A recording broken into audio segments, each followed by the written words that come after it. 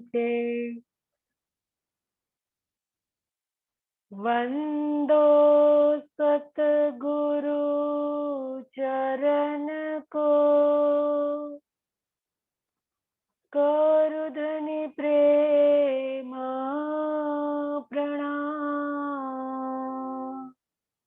अशुभ हरन मंगल करन, धनी श्रीदेव चंद्र जीना। श्री प्राणनाथ निज मूलपति, श्री महराज सुनाम। तेज कुंवरि श्यामा युगल को, पल पल करू प्रणाम। पल पल करू प्रणाम। आत्म संबंधी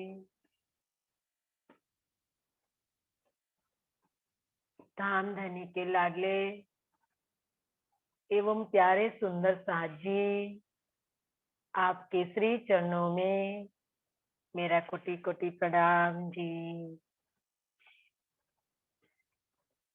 यो तिहतर मेरे भुवहि, नारी बेहतर बहतर नाजी एक।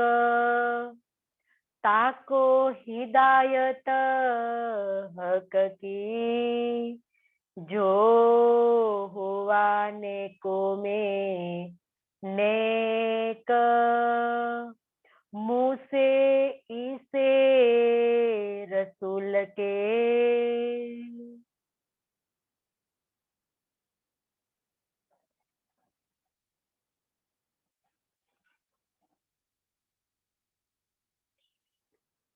श्री अक्षरातीत धाम धनी श्री महामती के धाम दिल में विराजमान होकर इस मार्फत सागर वाणी का रसपान करवा रहे हैं।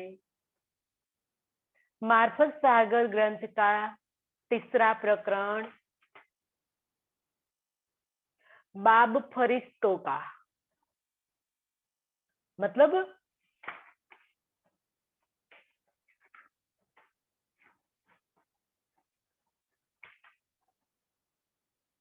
बाब फिरकों का प्रकरण चल रहा है कि इस संसार के अंदर जो अलग अलग मत पंथ जो चल रहे हैं, इसका विवरण बताया गया है। तो सुंदर साथ जी, इसके अंदर हम 30 चौपाई पूर्ण की तीसरे प्रकरण में, और आज 31वीं चौपाई में जाने से पहले हम इनको याद करें कि किस प्रकार से संसार के अंदर जो फिरके चल रहे हैं, कौन कौन से संसार के अंदर कौन कौन सी किताबें आई, और पार ब्रह्म ने कौन कौन सी किताबें रद्द कर दी, और इनकी जगह कौन सी किताबें नई लाए, और इनमें आखिरी मोहम्मद कौन है। ये सारी बातें धनी ने हमें कल समझाई। इसके बाद इनके अंदर कितने फिरके हुए, मूसा के कितने फिरके हुए, ईसा के कितने फिरके हुए, और मोहम्मद के फिरके कितने हुए। इनके अंदर एक फिरका नाजी, इन तीनों पैगंबरों के अंदर जितने फिरके हुए, इनके अंदर एक फिरका नाजी कहलाया, जो परम धाम का वास्तविक अधिकारी है, जिसको सुंदर साथ जी नाजी फिरका कहा गया है। तो ये बात सुंदर साथ जी कल धनी ने हमें समझाई कि जो 4 किताबें इंजील, तौरेत, जंबूर और कलश, इंजील, तौरेत, इंजील, जंबूर, तौरेत और सनंद, ये 4 किताबें सुंदर साथ जी जो नई हमारे तारतम वाणी के अंदर जो रास, प्रकाश, खटरुति और सनंद के रूप में, कलश और सनंद के रूप में जो बताई, खटरुति नहीं आएगी, लेकिन जो रास प्रकाश, कलश और सनंद, ये चारों किताबें तारतम वाणी के अंदर रख दी। और सारे के सारे जो भी पैगंबर है, ये पैगंबर की सारी जो महिमा है वो श्री प्राणनाथ जी के अंदर समाविष्ट हो गई। इसीलिए बताया कि कोई धर्म शास्त्रों का भी महत्व धनी ने रद्द कर दिया और धर्म स्थानों का भी जो महत्व है सब रद्द कर दिए, क्योंकि आखिर जमाने के जो खावंद आए इस संसार के अंदर, तो सारी शक्ति इसके अंदर समाविष्ट हो गई। छठे दिन के अंदर सुंदर साजी जो स्वरूप गुम्मट जी के अंदर विराजमान है, इनके अंदर सारी शक्ति विराजमान हो गई। इसीलिए कहा कि इन देहुरी की खाक चुमसी सब जहान। इन देहुरी, तो देहुरी कोई जाहिरी मंदिर को नहीं कहा है, महामती के तन को देहुरी कहा है। सुंदर साजी जो अब भी विराजमान है गुम्मट जी के अंदर तहखाने में, सुंदर साजी झूले पर विराजमान है और इनके दिल में जो युगल स्वरूप विराजमान है, तो इनसे सबकी मुक्ति होने वाली है। तो ये बात बताई कि सारे पैगंबर होती शर्मिंदे, आग जलती जाती मोहम्मद पे, तो सब पैगंबरों को मोहम्मद छुड़ाएंगे। इसके अलावा कोई नहीं है जो सारे के सारे पैगंबरों को नरक की अग्नि में वो जलेंगे, प्रायश्चित की अग्नि में वो जलेंगे और जलने के बाद मोहम्मद, आखिरी मोहम्मद मतलब प्राणनाथ जी, श्री प्राणनाथ जी उनको छुड़ाएंगे।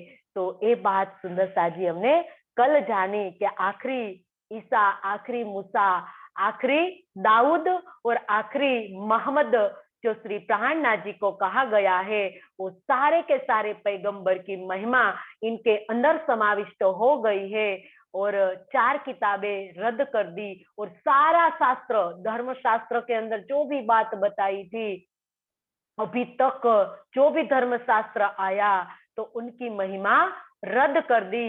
इनकी जगह तारतम वाणी में सारी के सारे सार रख दिए और इनके अंदर सुंदर साजी आ गया, तारतम वाणी के अंदर सारा सार आ गया धर्म शास्त्रों का।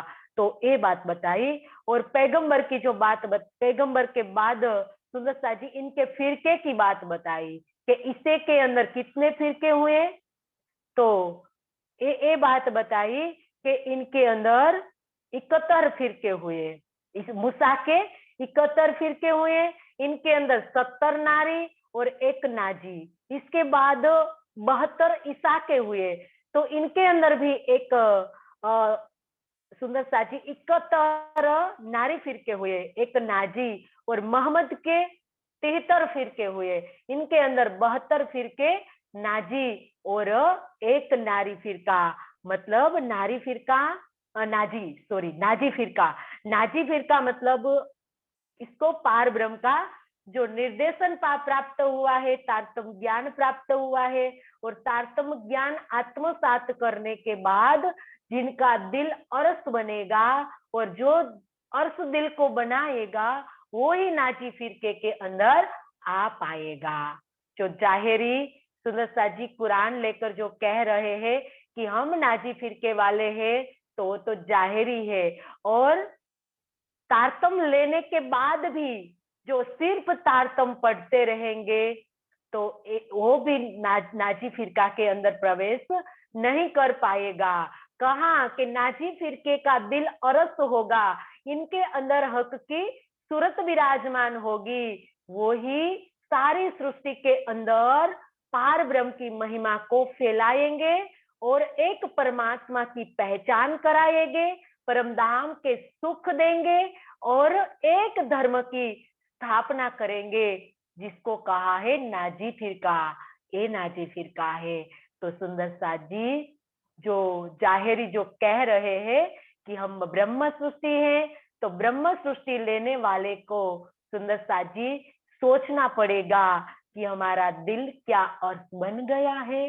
जब हम दिल को अर्थ बनाएंगे तब जाके हम ब्रह्म सृष्टि कहलाएंगे और ब्रह्म सृष्टिया ही सुंदर साजी नाजी फिरका है। तो ये बात यहाँ बताई। अब 31वीं चौपाई के अंदर सुंदर साजी हम समझे कि धनी हमें क्या कह रहे हैं। मुँह से इसे रसूल के सबो नारी कहे, फिर के कहया एक नाजी तीनों में, खासल खास अर्स का जेह। अब तीनों पैगंबरों मूसा, ईसा और रसूल, ये तीनों पैगंबरों में एक फिरका नाजी फिरका है। नाजी फिरके का मतलब मोक्षगामी फिरका, मोक्ष को प्राप्त करने वाला, परम धाम में प्रवेश करने वाला जो फिरका है, इसको कहा है नाजी फिरका। ये तीनों पैगंबर है ना सुंदर साजी, तो इनके अंदर जो एक फिरका जो कहा गया है, तो ये मोक्ष प्राप्त करने वाला फिरका है। सुंदर साजी मोक्ष समझ में आ रही है ना बात, कि मोक्ष किसको चाहिए? जीव को। क्योंकि उस तीनों पैगंबर जब आए तब ब्रह्म सृष्टिया नहीं आई थी। तो उस समय भी शास्त्रों के अंदर जो लिखवाया था कि जो फिरके बन गए 71, 72 और 73, तो इनको तीनों के अंदर एक ही फिरका नाजी है। तो बाकी का जो फिरका है तो नरकगामी है। तो जिसने मोक्ष को प्राप्त किया, तो ये फिरका को नाजी फिरका कहा गया है। तो शेष सभी फिरका कौन सा है? नरकगामी फिरका है। तो ये बात बताई। लेकिन जब तारतम ज्ञान आ गया, तो सारे शास्त्र की महिमा तारतम ज्ञान के अंदर समाविष्ट हो गई। तो अब तो ब्रह्म मुनि आ गए। जो ब्रह्म मुनि, जो अखंड मुक्ति प्राप्त कराने वाले जो फिरके के अंदर आती है, वही मोमिनो ब्रह्मात्माओं का जो समुदाय है, वो समुदाय सुंदर साजी नाजी फिरके के अंदर आता है। जो परम धाम से इस संसार के अंदर आए हैं, जो बताया ना कि तीसरी चौपाई में कहया एक नाजी तीनों में। अब तीनों जो पैगंबर आए हैं, तो इनके अंदर एक नाजी फिरका कहा गया जो मोक्ष को प्राप्त करने वाला है। लेकिन ब्रह्मात्मा इस संसार के अंदर जब आई, तो खासल खास अर्थ का जे, जिसको नाजी फिरका कहा गया है, जो अखंड परम धाम से खेल देखने के लिए इस संसार के अंदर आए हैं, वो ही नाजी फिरका है। जो जाहिरी जो कह रहे हैं कि हम नाजी फिरके में आते हैं, वो नाजी फिरका नहीं है। अखंड मुक्ति पाने वाले जो फिरके हैं, उनको ही नाजी फिरका कहा गया है। तो सुंदर साजी ये बात यहाँ समझनी है कि ब्रह्मात्मा हो ही माया से पार जाकर अखंड आनंद का रसपान करेगी। इसके अलावा सब जीव को ही आनंद देंगे। कोई शरीर को शुद्ध करेंगे, कोई अंतस्करण को शुद्ध करेंगे, लेकिन अंतस्करण को शुद्ध करने के बाद जो माया से परे जाएगा और अखंड आनंद उसको प्राप्त वो कर पाएगा। तो ये बात यहाँ स्पष्ट की है। तो अखंड आनंद तारतम ज्ञान के प्रकाश में सबसे पहले रूहें पिएगी। तो रूह जो है संसार के अंदर खेल देखने के लिए आई है, परम धाम की ब्रह्मात्मा, तो उनको नाजी फिरका कहा गया है। गिनती फिरके केते कहूँ, कोई हुए बीच जहुदन, कहे ताबे दज्जाल के, झलसी जो कुफरान। गिनती फिर के कहते कहूँ। अब इंद्रावती कहती है कि मैं कितने फिरके की बात कहूँ, क्योंकि यहूदी, यहूदन का मतलब यहूदी या हिंदू, तो कई फिरके बने हुए हैं हिंदू के अंदर, है ना। हम जानते हैं 1000 से भी ज्यादा संप्रदाय चल रहे हैं एक तो हिंदू के अंदर। तो मुसलमान, सिख, ईसाई, पारसी की तो कोई बात ही सुंदर साजी कहने की नहीं है। इनके अंदर भी है, मुसलमान के अंदर भी कोई फिरके बन गए हैं। यहाँ बताया कि यहूदन के अंदर कई फिरके बने हुए हैं। तो कहे ताबे दज्जाल के, ये सब क्या कहा इनको कि एक पार ब्रह्म से जो विमुख हो गए, तो जो अलग अलग देवी देवताओं को की पूजा करने लगे और पार ब्रह्म से विमुख हो गए। क्योंकि इनके हिंदू शास्त्रों के अंदर बताया कि एको ब्रह्म द्वितीयो नास्ति, एक एवं अद्वितीयम, पार ब्रह्म एक है, इनके जैसा इस संसार के अंदर कोई नहीं है। हिंदू शास्त्रों के अंदर वेदों में बताया गया था, लेकिन इनकी बात किसने मानी? सब जड़ पूजा के अंदर फंस गए, अपने अलग अलग देवी देवताओं की पूजा करने लगे अज्ञानतावश, क्योंकि उनके शुद्धि नहीं है उनको कि परमात्मा कौन है, कहाँ रहता है। तो इसके लिए उनको अज्ञानता कहा गया है, दज्जाल के ताबे कहा है। दज्जाल के ताबे मतलब अज्ञानता, अज्ञानता को ही दज्जाल कहा है। दज्जाल करत कछु ऐसा, अंदर करते है दखल, दोस्त को दुश्मन करे, फिराई देवे अकल। ये दज्जाल है।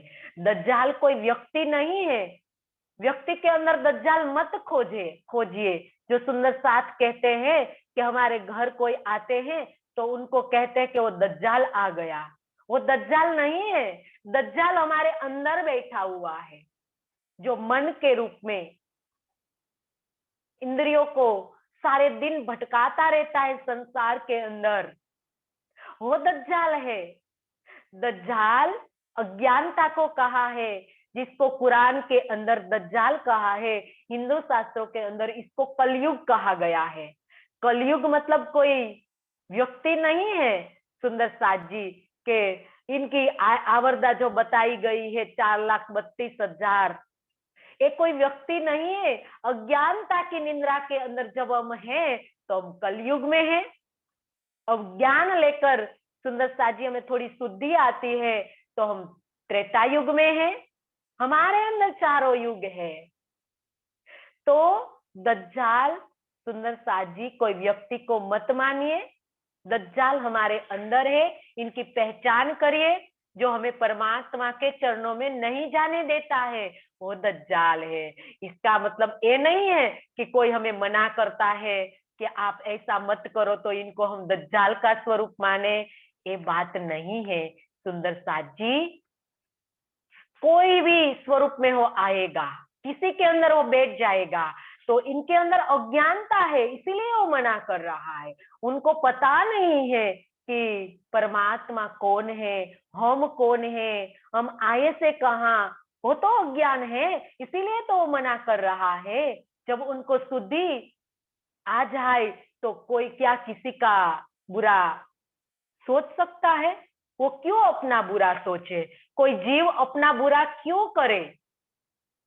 वो बुरा इसीलिए करता है कि उनके अंदर अज्ञानता भरी पड़ी है। उनको पता नहीं है कि हम जो कार्य कर रहे हैं वो अच्छा नहीं है, वो गलत है।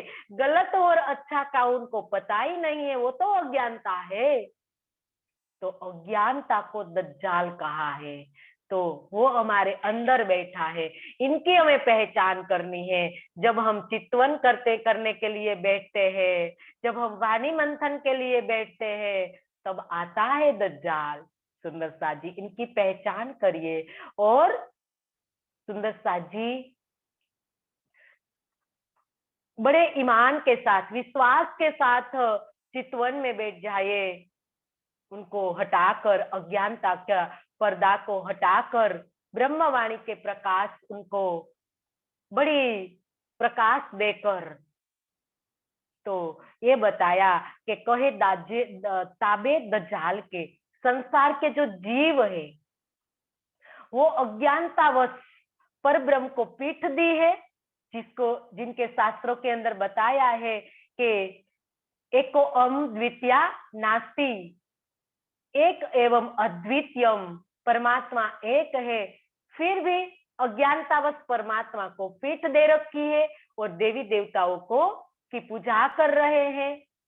तो ये बात बताई, तो क्या होगा इनको? जलसी सो कुफरान, इन्हें प्रायश्चित की अग्नि में जलना पड़ेगा, क्योंकि एक बार ब्रह्म को छोड़कर शास्त्रों के अंदर बताया है कि जो जड़ मूर्ति या कोई देवी देवताओं की जो पूजा करता है, जड़ पूजा करता है, तो वो क्या है? पशु समान बताया गया है। मनुष्य में हो पशु समान है, ऐसी बात कही गई है। तो सुंदर साजी वेदों में भी कहा है कि एक परमात्मा के अतिरिक्त किसी की भक्ति नहीं करनी चाहिए, सबका सम्मान करना चाहिए, देवी देवताओं का गुणों की पूजा करनी चाहिए। तो ये बात शास्त्रों में लिखी हुई है, लेकिन अज्ञानतावश जो ये बात नहीं समझेगा, उनको प्रायश्चित की अग्नि में जलना पड़ेगा, तब जाके सुंदर साथ जी उनको पता चलेगा कि ये बात गलत है। यो एक नाजी अवल से पाया वाहिने फल, आखिरत वास्ते नूर नबिय के देखाए करी कया मत।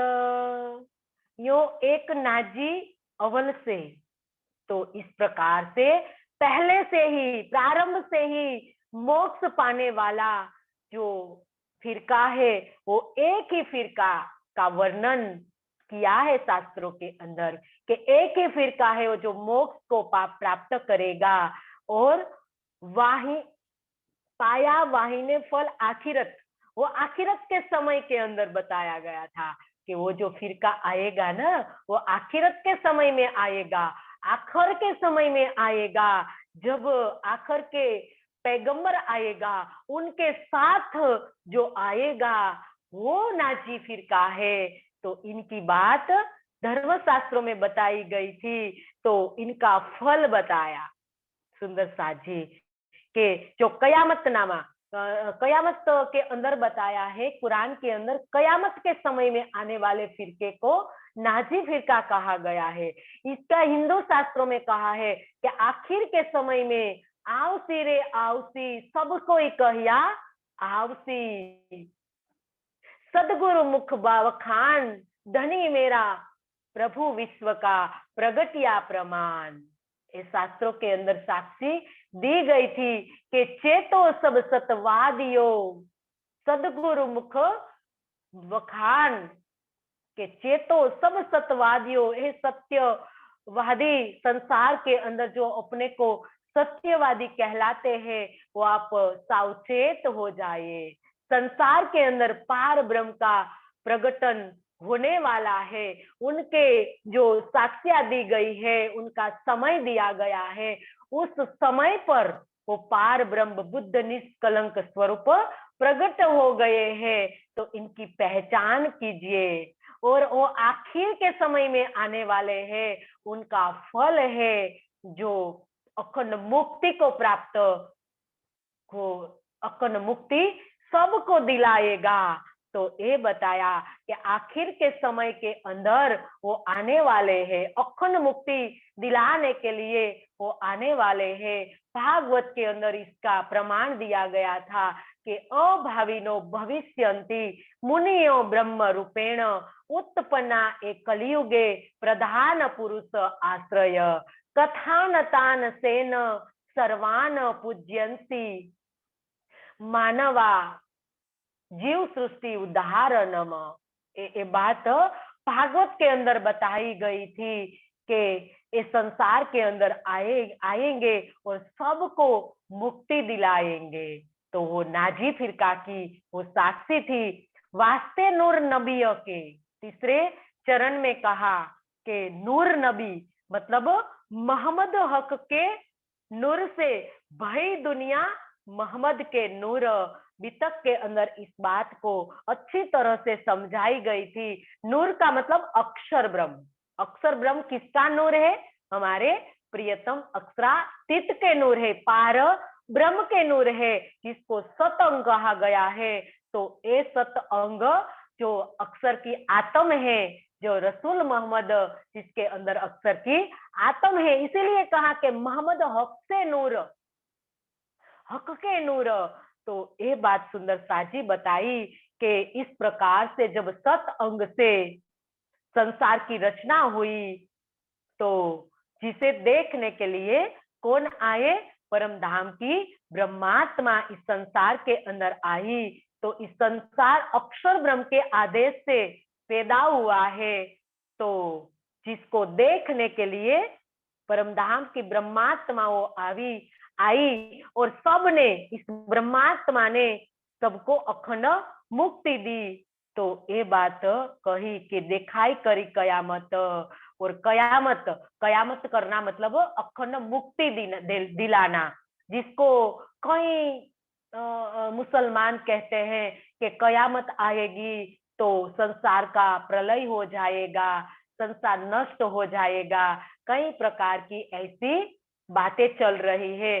तो ये ऐसी बात मानते हैं मुसलमान कि कयामत का मतलब संसार का लय हो जाना, प्रलय हो जाना। लेकिन जब संसार के अंदर ब्रह्मात्मा आई और आखिर पैगंबर जो श्री प्राणनाथ जी संसार के अंदर आए, तो सारे की सारा खुलासा कर दिया कि कयामत का अर्थ है आत्मा की जागृति। प्रलय होना नहीं है, आत्मा की जागृति है। और आखिर के समय के अंदर जो कयामत मतलब आत्मा की जागृति होगी और सबको अखंड मुक्ति दी जाएगी। तो इसको कहा है कयामत। तो ये ब्रह्मात्मा संसार के अंदर आएगी आखिर के समय में और सबको अखंड मुक्ति मिलेगी। लिखिया सिपारे 18 कुरान माज जा नबी नबुवत। एक दिन सब होए जब होए सी तब होसी साबित। कुरान के 18वें सिपारे में लिखा हुआ है कि आखिर के समय के अंदर कुरान का चमत्कार और नबी की नबूवत, नबी मतलब मोहम्मद साहिब का जो सत्य सिद्ध होगा। मोहम्मद साहिब ने कुरान के अंदर जो बात लिखी है वो सत्य है, तो ये सिद्ध हो जाएगी, सत्य सिद्ध हो जाएगी। और कुरान का माजजा, कुरान के अंदर जो चमत्कार लिखा हुआ था, तो ये सारी की सारी बात आखिर के समय में सिद्ध हो जाएगी, सत्य हो जाएगी। कब सत्य होगी? जब एक दिन होगा, जब एक धर्म की स्थापना होगी और तब होसी साबित।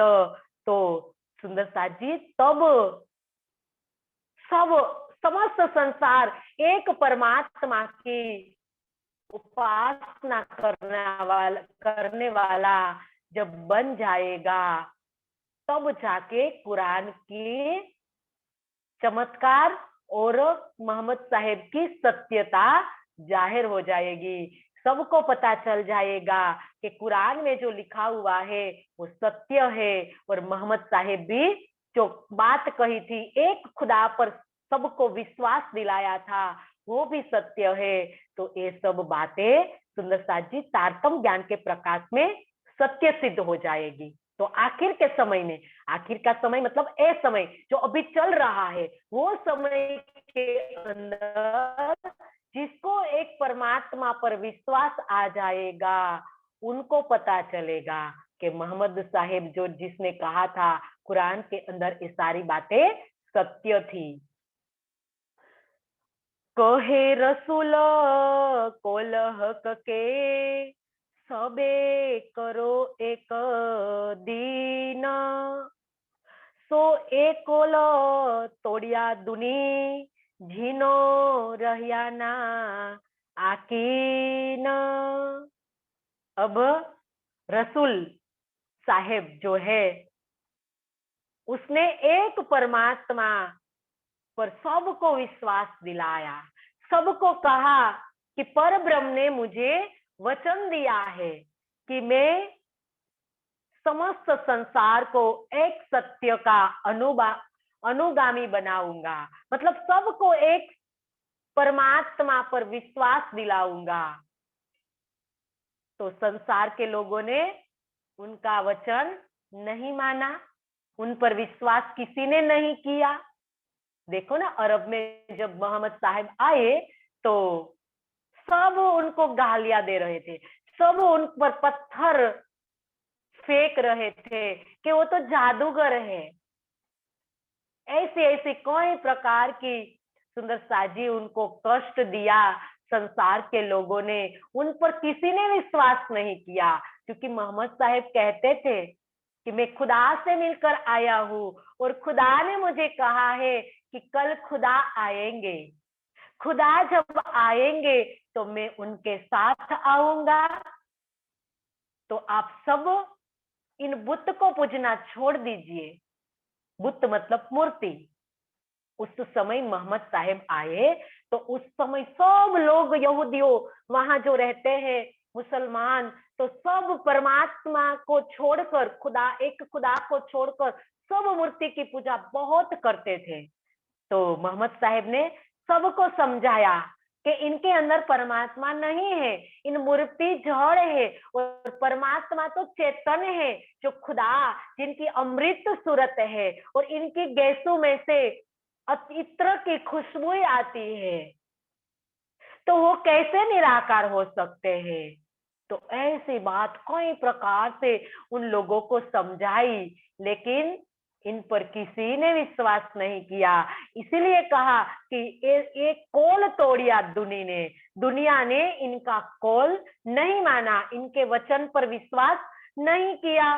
जिनो रहिया ना आकी ना, तो इनका सुंदर साजी किसी ने विश्वास नहीं किया। जिनो रहिया ना आकी ना, तो देखो ना अभी अरब के अंदर कैसी मूर्ति पूजा, सब परमात्मा को निराकार मान के मुसलमान अभी मजार की पूजा कर रहे हैं, खड़ाऊ की पूजा, जो कब्र की मतलब मजार की पूजा कर रहे हैं सब लोग मुसलमान। जो मोहम्मद साहब ने कहा था कि एक जो खुदा है वो तो चेतन है, आनंद के स्वरूप है, प्रेम के स्वरूप है, वो कभी जड़ मूर्ति में नहीं रह सकते। लेकिन इनकी बात किसी ने नहीं मानी। तो आज भी क्या हो रहा है, तारतम्य ज्ञान के प्रकाश के अंदर आज हम क्या कर रहे हैं सुंदर साजी? कभी हमने सोचा कि समस्त संसार आज एक परमात्मा का जो उपासक तारतम्य ज्ञान के प्रकाश में ही सुंदर साजी बन सकता है? लेकिन आज कट्टर प्रपंथी जो संसार के अंदर आए, सब ने जड़ मूर्ति की पूजा चारों ओर, बहुदेववाद की पूजा चारों ओर चल रही है। तो क्यों? क्योंकि आज हमने वाणी के विपरीत किया है। वाणी में कहा है, जो बात बताई कि रसूल ने जो बात कही थी, लेकिन उनके अनुयायियों ने कोई बात नहीं मानी, उनसे उल्टा आचरण किया। इसीलिए इस चौपाई बताई है कि जब उल्टा आचरण करते हैं तो क्या परिणाम भुगतना पड़ेगा, उनको प्रायश्चित की अग्नि में जलना पड़ेगा। आज हम जब प्राणनाथ जी के वचन पर नहीं चलेंगे, तो प्राणनाथ जी ने भी तो वाणी की पूजा की है। आज हम क्यों मूर्ति को पधराई है, मंदिरों के अंदर मूर्ति बनाई, सदगुरु की मूर्ति बनाई, और मूर्ति के चरणों में हम नतमस्तक हो रहे हैं। आज गादी पूजा, मूर्ति पूजा जो आज हमारे समाज के अंदर जो चल रही है, आज इतने तारतम्य ज्ञान के प्रकाश में भी सुंदर साथ यही चाहते हैं कि सदगुरु की मूर्ति बने। सुंदर साथ जी क्या है, वही तो अज्ञानता है। कहाँ हमने इस सदगुरु के वचन को निभाया है? इस वाणी के विपरीत जो हम जा रहे हैं, तो सुंदर साज जी ये सही नहीं है। वाणी के अंदर कहीं नहीं कहा है कि मूर्ति की पूजा करो, गादी की पूजा करो, कहीं नहीं कहा है। वाणी के विपरीत सुंदर साज जी हमारा सिर झुकेगा तो सिर्फ वाणी पर ही झुकेगा, इसके बाद कहीं नहीं कम झुकाएंगे हमारे सिर को, क्योंकि हमारी वाणी के अंदर हमारे प्रियतम बैठे हुए हैं, इनके अंदर हमारे प्रियतम की सूरत है, तो हम इनको ही प्रणाम करेंगे।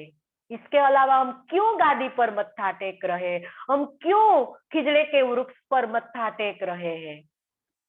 आज हम ये सही नहीं है सुंदर साज जी, जो बात वाणी में कही है ये बात हमारे सिर पर होनी चाहिए।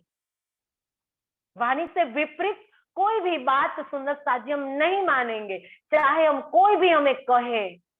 आज वितक के अंदर धनी ने क्यों लक्ष्मीदास को कहा कि मैं तुमको दीदार दूंगा, लक्ष्मीदास ने साक्षात राज्य ने दीदार दिया और इनका वचन क्यों निष्फल कर दिया, इसीलिए क्योंकि वाणी की महत्ता को प्राथमिकता देनी थी। तो आज हम वाणी से विपरीत जाएंगे तो ये सही नहीं है सुंदर साज जी। आज हमें इनकी बात पर कभी विश्वास नहीं करना। एक वाणी क्या कह रही है, आज हम इनमें शामिल है तो कहीं ना कहीं हम दोषी है सुंदर साज जी। इन पर हमारा एक भी रुपया नहीं लगना चाहिए। आज हम सोने का सिंहासन बनाएंगे, चांदी का सिंहासन बनाएंगे, इन पर हमारे धनी नहीं रहा करेंगे। हमारे धनी हमारे दिल में है, हमारे धनी हमारी वाणी में है।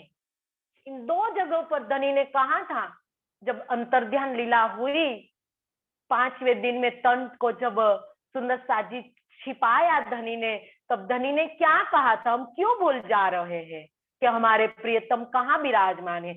हमारे प्रियतम एक वाणी में है और एक हमारे दिल में है, इसके अलावा तीसरा कोई स्थान ही नहीं है धनी का सुंदर साज जी। तो हमें ये बात समझनी है, हमारी जो ऊर्जा हम नष्ट गुमा रहे हैं सुंदर साज जी, नष्ट कर रहे हैं हमारी ऊर्जा और हमारे जो रुपये, हमारा एक भी रुपया सुंदर साज जी सोना के सिंहासन में नहीं जाना चाहिए। ये बात हमें ध्यान में रखनी है। हमारे जो प्रियतम ने कहा है सोने का, जो लच्छीदास हमारे जो प्रियतम का मंदिर बना रहे थे, क्यों धनी ने मना किया। ये बात हम क्यों भूल जा रहे हैं कि हमारे प्रियतम ने मना किया है। आज हम इस सिंहासन या मूर्ति को बनाने के लिए हम पैसा दे रहे हैं, तो ये सही नहीं है सुंदर साज जी। आप अज्ञानता की निद्रा से परे हो जाए, आप वाणी के प्रकाश में देखिए कि धनी ने क्या कहा है। आप विरोध नहीं कर रहे हो तो सुंदर साज जी आप मौन भी नहीं बैठना चाहिए आपको, आप वहां से खड़े हो जाए और वहां से उठकर आप निकल जाए, नहीं तो आप दोषी बन जाओगे, आप गलत राह पर जा रहे हो। ये बात सही नहीं है सुंदर साज जी। ये सब सुंदर साज को ध्यान में रखना है कि सोने के सिंहासन, सोने के गादी या सोने का जो भी मूर्ति बन रही है, इन पर हमारी ऊर्जा व्यतीत नहीं हो जानी चाहिए। तो सुंदर साज जी यहाँ जो बताया कि रसूल से उल्टा आचरण जो उनकी उम्मत ने किया तो उनको नरकगामी बनना पड़ा। आज हम जो सुंदर साज जी आखिरी मोहम्मद श्री प्राणनाथ जी से उल्टा आचरण करेंगे तो आज हमारा हाल क्या होगा, कभी हमने सोचा है। आज तारतम ज्ञान आ गया है और तारतम ज्ञान के प्रकाश में आज हम उल्टा आचरण करेंगे तो आज हम कहीं सुंदर साज जी मुंह दिखाने के लायक नहीं बचेंगे। तो ये बात यहाँ समझाई है कि जिसने कौल को तोड़ा तो उनको यकीन नहीं रहा, मतलब विश्वास नहीं रहा, उनका विश्वास उठ गया। तो ये बात सुंदर साज जी हमें समझनी है। मायना ऊपर का पहुंचे नहीं, बीच और सब का नजर बांध फना बीच, हुई जिद कर तफर का। मायना ऊपर का पहुंचे नहीं, बीच और सबक का। अब जब ऊपर का मायना हम लेंगे तो जो कुरान के पढ़ने वालों ने उनका बाह्य अर्थ लिया, उनके शब्दों का अर्थ लिया, किसी ने भी अखंड परम धाम का बोध नहीं हुआ। बातूनी मायना ही किसी ने नहीं लिया तो कैसे अखंड परम धाम का बोध होगा। तो ये बात बताई कि जिन जीव सृष्टि की दृष्टि इस नश्वर संसार में ही बंधी रहती है, तो अपने हठ और अहंकार के कारण क्या होता है, फिरकों में बट गए, सब फिरकों में बट गए। नजर बांध फना बिछ हुए जिद कर तफर का। मोहम्मद साहेब जाने के बाद सुंदर शाह जी उनके यारों ने, जो इनके 4 यारों अबूबकर, इस अली, अबूबकर और 4 यार बताए गए हैं, अभी नाम याद नहीं आ रहे हैं। उस्मान और अली, उस्मान का नाम याद आ गया, उस्मान, अबूबकर, अली, तो ये 3 और एक चौथा है। तो ये चारों जो यार है वो आपस में लड़कर सबने विनाश कर दिया, सब अलग अलग फिरकों में बट गए। सुंदर शाह जी अली की हत्या कर दी। अली जब नमाज पढ़ रहा था तो इनकी भी हत्या कर दी, और इनके जो पुत्र हसन और हुसैन है उनको भी सुंदर शाह जी हत्या कर दी गई, इनकी भी। तो इसी प्रकार से जब मोहम्मद साहेब गए तो उनके यारों के अंदर अनेक फिरके बन गए, क्योंकि सबने जिद करके, सबने अपनी अपनी बुद्धि से अपना अपना मजहब चलाया। किसी ने भी मोहम्मद साहेब का वचन नहीं, इन पर विचार नहीं किया किसी ने। मोहम्मद साहेब ने जो कॉल किए थे, जो वचन किए थे, कुरान के जो सत्य वचन किए थे, उनकी बातूनी अर्थ किसी ने नहीं लिया। सब जाहिरी मायना लेकर शब्द में सब लड़ झगड़ कर अलग हो गए और अनेक फिरका इनके अंदर बन गया। तो ये बात सुंदर शाह जी हमें समझनी है। तारतम ज्ञान के प्रकाश में एक ही तारतम ज्ञान लेकर आज हम क्या कर रहे हैं, क्योंकि तारतम ज्ञान का बातूनी मायना नहीं लेंगे और उपला अर्थ लेकर सुंदर शाह जी जब हम चलेंगे तो विरोध तो होना ही है। यहाँ बताया कि वो कौन करेगा, जो उपली दृष्टि, जो जीव सृष्टि उपली दृष्टि लेकर चलेगी, उपला मायना लेगी, तारतम वाणी का उपला मायना लेकर करेगी, तो एक कर्म कांड की रास्ते पर वो चलेगी और सबको इन पर चलाने का कोशिश करेगी। वो जो अग्रगण्य आज है वो ही तारतम का बातूनी मायना नहीं लेंगे तो उन पर, जो उनके पीछे जो चल रहे हैं, तो उनको वो कहाँ डालेंगे। सुंदर शाह जी बातूनी मायना जब तक तारतम ज्ञान का नहीं लेंगे, अग्रगणी जो है हमारे समाज के विद्वान है जो, तो उनको बातूनी मायना लेना पड़ेगा। जब बातूनी मायना लेंगे तो हमारे प्रियतम कहाँ अलग है, ये तो एक है। तारतम वाणी जब आई है तो सुंदर शाह जी वो भेजने वाले हमारे प्रियतम है, और हम सब आत्माएं जो एक है, एक घर से आई है। आज हम अलग अलग घर में, अलग अलग जो ग्रुप में जब हम बट जाते हैं, तो किस लिए सुंदर शाह जी बातूनी मायना हम नहीं ले रहे, इसीलिए अलग अलग वर्ग में बट जाते हैं, अलग अलग क्षेत्र में बट जाते हैं, बंध जाते हैं। तो ये इसीलिए है सुंदर शाह जी, जब हम तारतम वाणी का बातूनी मायना लेकर चितवन करेंगे, चितवन लेकर उनकी गहराई में उतरेंगे, तो सुंदर शाह जी कोई विरोध नहीं होगा। सब जो धनी ने बात की है, सत्य बात की है, इन पर हम चलेंगे तो सब हमें एक आत्म, सबके अंदर एक ही आत्म दृष्टि में आएगी, कोई अलग नहीं आएगा कि आत्म सौनी एक ज दिसे जूझवी दिसे देह इस चौपाई सुंदर साथ जी हम आत्मसात कर लेंगे, लेकिन बातूनी मायना लेना पड़ेगा। उपला मायना लेकर तो विरोध ही होगा सुंदर साथ जी। तो ये बात है। हुई हिदायत हक की, एक नाजी को बात न खोल नजर रूह की, देखाई और तन। सारी बात एक चौपाई में अंदर, एक चौपाई के अंदर धनी ने हमें समझा दी। सुंदर साथ जी, हम कहते हैं ना गुजराती में, 100 बात की एक बात, 100 बात की एक बात धनी ने समझा दी कि हुई हिदायत हक की, एक नाजी को बातन।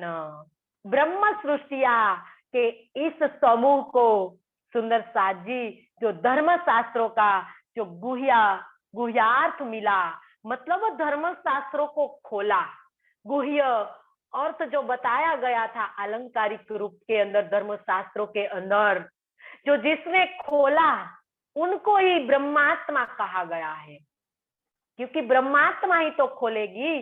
धनी ने कहा था ना कि भागवत तुम्हारा कागज, जो खुले ना तुम बिन, मेरी शुद्ध देवो ओरन को, तो चले तुम्हारा हुक्म। क्या कहा था धनी ने कि मेरी शुद्ध देवो ओरन को, और कहा कि बातों नहीं मायना तुमसे बिना, तुम्हें बिना कोई खोल ही नहीं पाएगा, जो आम खलक है वो नहीं खोल पाएगी। भागवत का मायना, वेद का मायना, कुरान का मायना, बाइबल का, गुरु ग्रंथ साहिब का, सारे के सारे धर्म शास्त्रों का जो गुह्यार्थ है, गुह्य रहस्य है, वो ब्रह्मात्मा ही खोलेगी। तो खोला ना सुंदर साथ जी, प्राणनाथ जी ने खोला। किसने खोला? प्राणनाथ जी, श्री जी साहेब ने खोला। तो ये प्राणनाथ जी आज सुंदर साथ जी जो हिदायत करने वाले थे, सब ब्रह्म सृष्टियों की हिदायत जिसने की, तो ये ब्रह्म सृष्टियों जो नाजी फिरका के अंदर आती है, तो कहा कि जो हिदायत कर रहा, मतलब निर्देशन, किसने निर्देशन दिया? हमारे श्री प्राणनाथ जी, श्री जी साहेब ने जो निर्देशन हमें दिया, ब्रह्म सृष्टियों को निर्देशन दिया, तो वो ही नाजी फिरके के अंदर आएगी। तो प्रियतम अक्षरातीत ने अपनी कृपा से पूरी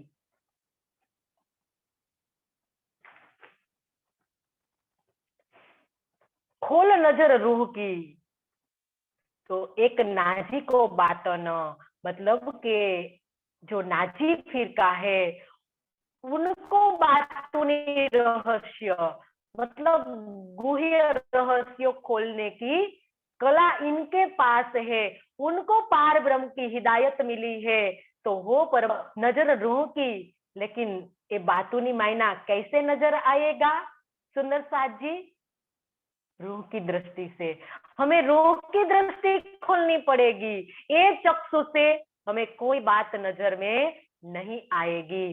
जब हम वाणी भी पढ़ेंगे तो जीव भाव में बातूनी मायना नहीं खोलेगा। बातूनी मायना खोलने के लिए सुंदर साजी रूह की दृष्टि खोलनी पड़ेगी, बातूनी दृष्टि खोलनी पड़ेगी, तब जाके सुंदर साहब जी सब मायना पता चल जाएगा। देखा ये अर्थ तन, और स्तन किस कैसे दिख पाएगा? और स्तन मतलब परम धाम का हमारा नूरी तन जो मूल मिलावे में बैठा हुआ है, क्या हमने देख लिया? देख लिया हमने? जब हमें दिख जाएगा तब जाके हम नाजी फिरके में आएंगे। तो क्या परिक्रमा हम करेंगे, वृक्षों पर हम मत्था टिकाएंगे, मूर्ति पर हमारा मत्था टिकाएंगे, तो क्या हम नाजी फिरके में आ जाएंगे? हमारा मूल तन दिख जाएगा ऐसा करने से? सुंदर साथ जी, कहा धनी ने कि हम ऐसा जब करते रहेंगे तब सालों तक हम करते आएंगे, करते रहेंगे, लेकिन ये हमारा मूल तन हमें नहीं दिखाएगा, नहीं दिख पाएंगे हम। हमारा मूल तन रूह की दृष्टि खोलने के बाद ही दिख पाएगा। और ये करना करने के लिए हमें चितवन करना पड़ेगा। रूह की दृष्टि तब खुलेगी जब हम चितवन करेंगे, कोई भी दूसरा रास्ता ही नहीं है सुंदरता जी रूह की दृष्टि खोलने का। और रूह की दृष्टि खुलेंगे तभी और स्तन दिखाई देंगे, और स्तन दिखाई देंगे तभी आत्मा की जागृति होगी। आत्मा की जागृति होगी तब जाके सुंदरता जी हम नाजी फिरके में आएंगे। इतना करना है हमें, है ना। कहाँ इसमें कोई बात क्या दूसरी बताई है वाणी में सुंदर साथ जी। रूह की दृष्टि हम कहते हैं कि कहाँ लिखा है चितवन करने का, कि हम तो चलते फिरते चितवन कर लेते हैं। हम कहते हैं ना, कई सुंदर साथ कहते हैं कि क्या लिखा, कहाँ लिखा है चितवन करना, लेकिन कहाँ है वाणी के अंदर सब बातें साथ साथ नहीं लिखी जाएगी सुंदर साथ जी। ये ब्रह्म वाणी है, ये बाह्य, ये ब्राह्मी ज्ञान है। ब्राह्मी समझ में आ रही है ना, ब्राह्मीय ज्ञान है। इसके लिए हमें हमारी चाल ब्राह्मी चाल चाहिए। हमारी रूह की दृष्टि हमें खोलनी पड़ेगी, हमें ब्राह्मी बनना पड़ेगा। हमारी अवस्था ब्राह्मी होनी चाहिए। ये वाणी है सुंदरता जी, ये कोई भागवत, ये कोई माहेश्वर तंत्र वेद नहीं है, ये कोई धर्मशास्त्र नहीं है। ये हमारी ब्रह्म वाणी है, ब्रह्म ज्ञान है। वो हमारे प्रियतम का स्वरूप है, जो देत नूर जमाल चितवन, चितवनी परम धाम की देत नूर जमाल, कदम देत नूर जमाल, जो परम धाम की चितवनी कराने वाली ये ब्रह्मवाणी है। तो इनसे ही सुंदरता जी दृष्टि खुलेगी रूह की। जो कहा है कि रूह जुबा हक्सो बोल, रूह कानो हक बातें सुन। तो ये बात सुंदरता जी कैसे होगी, ऐसे हो जाएगी वाणी का पाठ करने से, या वाणी पढ़ने से, या वाणी सुनने से, या परिक्रमा करने से, या कोई भी जो भी हम कर रहे हैं सुंदर साथ जी, हमें अपने को तोलना है। हमें किसी को नहीं कहना है, हमें अपने आप को तोलना है कि हम क्या कर रहे हैं, हमारी बातों की दृष्टि कैसे खुलेगी।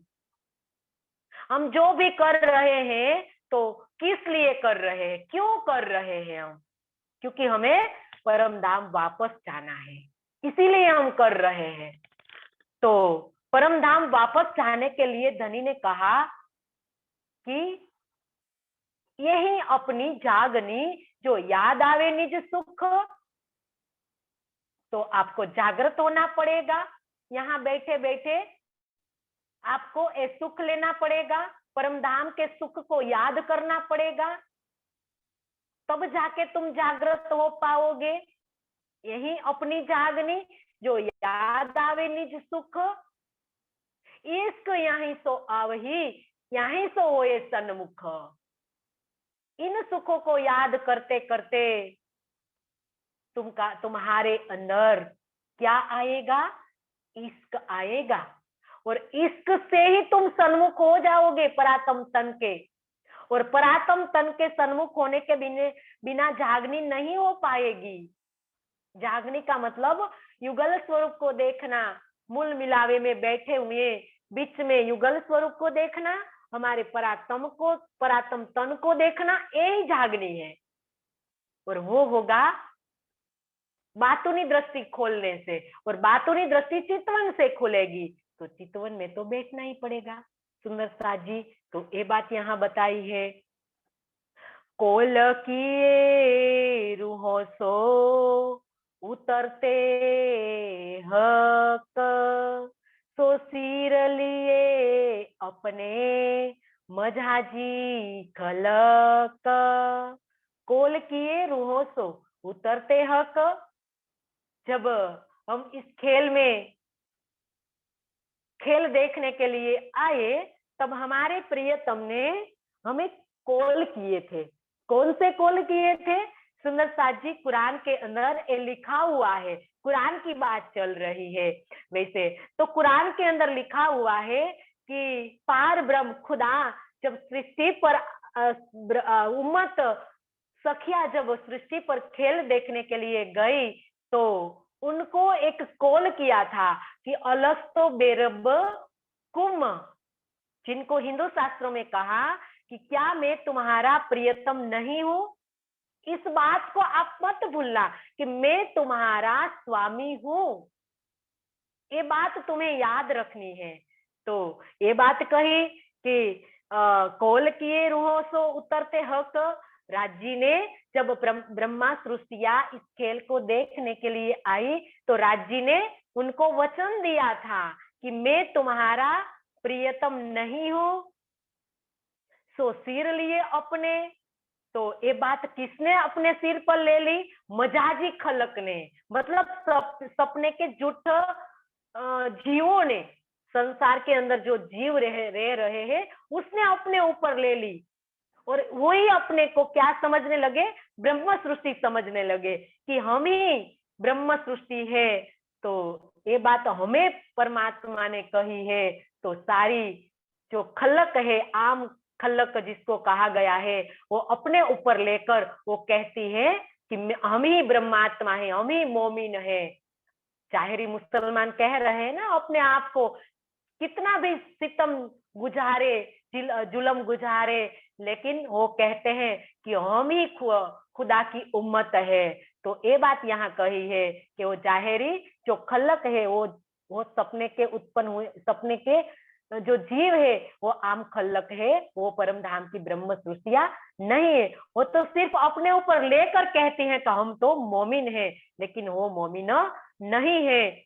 बुजर की और सरूहों की सिर अपने लेवे, सिफत एक नाजिय की सो बहतर को देवे। बुझर की और सरूहों की सिर अपने लेवे, संसार के जीव भ्रांतिवश ब्रह्म सृष्टियों की महिमा कहाँ ले रहे? अपने ऊपर ले रहे हैं। वो कह रहे हैं कि हम ब्रह्म सृष्टिया है, ऐसा वो समझ रही है। तो सिफत एक नाजी की, यहाँ तक की सुंदर साजिब 72 फिरके जिनको नरकगामी फिरका कहा गया है, तो स्वयं वो अपने को नाजी फिरका घोषित कर रहे हैं।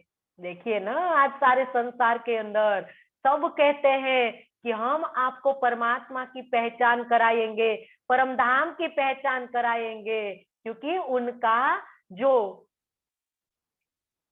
अग्रगण्य है, जो विद्वान है, मनीषी है, सबने अपने पीछे जो अनुयायी को लगाए रखा है। तो इनने सबको कहा है कि यही परम धाम है। आगे बताया ना कि जो जहां लो पहुंचा वहां तीसरी मान लिया। तो उनके अनुयायी को इतना ही वो तो दिखाएंगे। तो वो उनने समझाया है कि हम ही परम धाम से आए हैं और हम ही नाजी फिरका है। तो अपने आप को वो नाजी फिरका घोषित कर रहे हैं।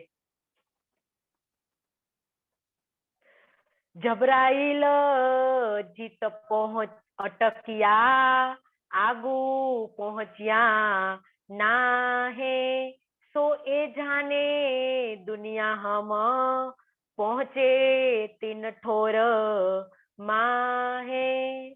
सुंदर साजी, जबराइल जीत अटकिया, जबराइल फिरस्ता जो सत स्वरूप में रहता है, जो अक्षर का फरिश्ता है और सत स्वरूप उनकी हद है, तो जहां अटक गया, सत स्वरूप तक गया, मोहम्मद साहेब के साथ वो चला, उन्हें काल माया का ब्रह्मांड को पार करा दिया और योग माया में प्रवेश करा दिया और सत स्वरूप में जाकर वो रुक गया। वो मोहम्मद साहिब को कहने लगा कि मेरा पर जल रहा है, नूर तजल्ला की तजल्ली से मेरा पर जल रहा है।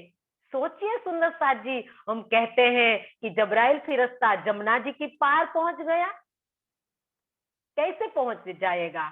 जमुना जी तो परम धाम में है, अक्षर धाम भी परम धाम में है। अक्षर धाम का मतलब जहां अक्षर की लीला हो रही है, इनको भी अक्षर धाम कहा है। सुंदर साथ जी, तो ये हद है, सत स्वरूप जबराइल और असराफिल दोनों की हद है। सत स्वरूप के आगे वो नहीं जा पाएगा, और असराफिल फिरस्ता गया है तो वो ज्ञान से गया है। कहा ना कि असराफिल ने सुर बजाया, तो सुंदर साजी वो ज्ञान से वो नहीं जा पाएगा इनके अंदर, परम धाम के अंदर कोई जा ही नहीं सकता है, तो कैसे अक्षर का फरिश्ता जा पाएगा? अक्षर ब्रह्म को पता नहीं है कि अक्षरातीत के माहौल में प्रेम इसक बरकत सो शुद्ध अक्षर को नहीं, तो इनके फरिश्ते कैसे पहुंच पाएगा, जमुना जी को पार कर पाएगा? सुंदर साथ जी सोचिए ना, बताइए वाणी का सुंदर साथ जी, बातों ने अर्थ लीजिए, उपले अर्थ शब्दों को अर्थ लेकर आप गुमराह मत होइए, भ्रमित मत होइए। जो देखो यहाँ बताया है, जबराइल जी तो अटकिया, आगू पहुंचिया नाये, जबराइल सत्स्वरूप तक पहुंचकर अटक गया, इसके आगे वो एक अपना पैर नहीं रख पाया। तो यहाँ बताया, सो ये जाने दुनिया हम पहुंचे तीन ठोर माहे, और दुनिया समझ रही है कि हम तो इनसे भी परे पहुंच गए, तो कैसे पहुंच पाएगी जिसको पता ही नहीं है कि परमात्मा कौन है, कहाँ रहता है। तो ये सपना के जो जीव है, स्वाप्निक जो जीव है, वो कभी नहीं पहुंच पाएगा, वो निराकार से परे उनकी दृष्टि जा ही नहीं पाएगी। तो बेहद की तो बात ही और है सुंदर साथ जी, लेकिन वो दावा कर रहे हैं, सिर्फ दावा है इनका।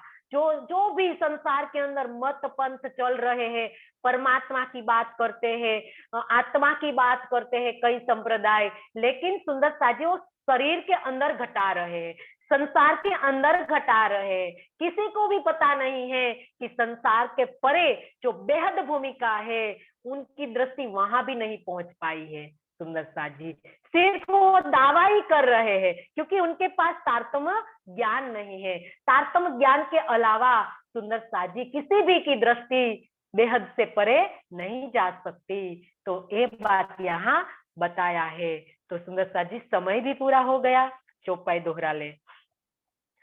जबरा पहुंचे तीन ठोर माहे, पहुंचे तीन ठोर माहे, जबराइल जित अटकिया, आगू पहुंचिया नाहे, सो ए जाने दुनिया हम पहुंचे तीन ठोर माहे, पहुंचे तीन ठोर माहे। बोलिए श्री प्राणनाथ प्यारे की जय, सदगुरु महाराज की जय। सब सुंदर साथ के चरणों में कोटि कोटि प्रणाम जी। मनोज भैया रिकॉर्डिंग बंद कर दीजिए।